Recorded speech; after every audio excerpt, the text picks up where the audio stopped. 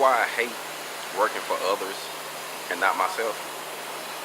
Because when you're working for someone, they almost want you to conform into how they believe, how they walk, how they talk, what they listen to. And I'm like, man, I just came here to do a job. I want to do a job and go home. I don't want to be like you. I don't want to walk like you. I don't want to talk like you because I am me. And I'm not trying to duplicate you. And I want to be authentic. I am who I am. Yes, I listen to hip hop. Yes, I'm black. Yes, I got gold teeth. Yes, I got a long beard. Yes, this is my culture. Yes, I'm going to speak my mind. I can't stand it, man, when someone tries to place you in a box. You know what I mean?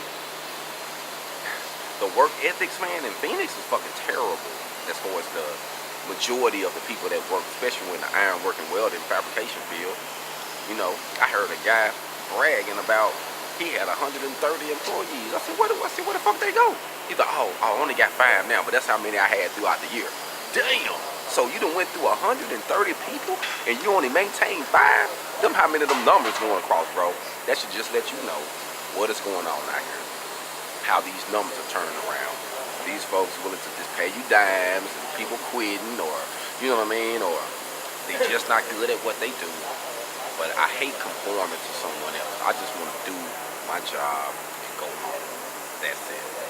Hold on.